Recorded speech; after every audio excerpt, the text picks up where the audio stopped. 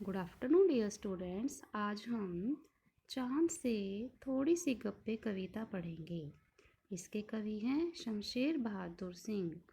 उन्होंने इस कविता में एक 10-11 साल की लड़की के माध्यम से बच्चों की कल्पनाओं का अत्यंत सुंदर ढंग से वर्णन किया है और बच्चों ने भी चांद से अनेक प्रकार से अपना रिश्ता जोड़ रखा है। वे चांद को देखकर अनेक प्रकार की कल्पनाएं करते हैं।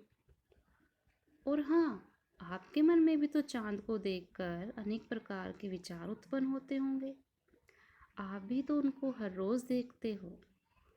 अपने बड़ों से चांद के बारे में कहानियां भी सुनते हो। तो कभी कभी आपके मन में भी चांद से बातें करने का मन करता होगा।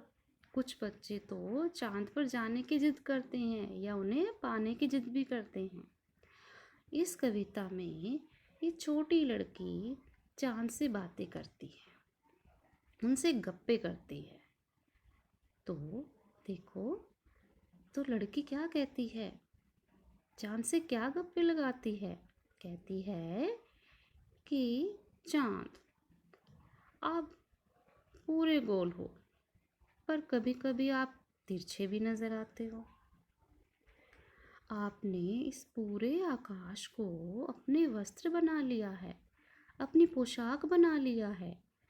और आकाश के जो तारे हैं वो ऐसे लगते हैं कि जैसे सितारे जड़े हैं।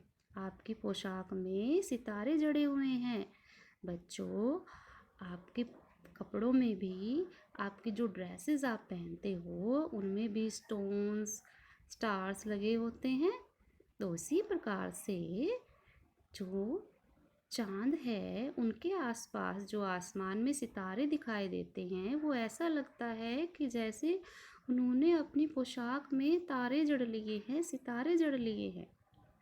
और उनका पूरा शरीर इस पोशाक से ढका हुआ है। केवल उनका गोल चिट्टा सुंदर गोल मुंह ही दिखाई देता है। और लड़की कहती है कि हे चंदा, आपकी पोशाक चारों दिशाओं में फैली हुई है।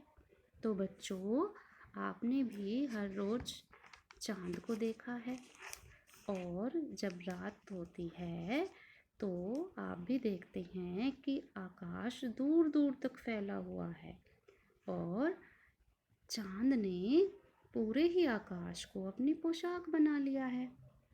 अब लड़की कहती है कि चांद को देख कर कहती है कि चांद, आप थोड़ा सा तिरछे दिखाई पड़ते हैं। आप भी खूब हैं। वाह जी वाह, आपने तो हमें बेवकूफ़ समझ रखा है। आपने हमें कम अकल समझ रखा है, जैसे कि हमें कुछ पता ही नहीं। हम भी आपको खूब समझते हैं कि आपको तो कोई बीमारी है। आप जब घटते हैं तो घटते ही चले जाते हैं और जब बढ़ते हैं तो बढ़ते ही चले जाते हैं। और जब बढ़ते बढ़ते आप पूरे गोल मटोल हो जाते हो। आपकी ये बीमारी कभी भी ठीक होने को नहीं आती है। तो कवि यहाँ पर बताना चाहते हैं कि अमावस्या से पूर्णिमा के बीच चांद का आकार धीरे धीरे बढ़ता जाता है और अंत में वह गोल हो जाता है। इसी प्रकार से पूर्णिमा से अमावस्या तक चांद धीरे धीरे घटता जाता है। तो बच्चों, आपको यह कविता कैसी लगी? आपने भी चांद के बारे में कई सारी कल्पनाएं की होंगी। तो आपको इस लड़की के बारे में जो भी विचार है और आपके मन में जो विचार है उनमें अंतर स्पष्ट करो।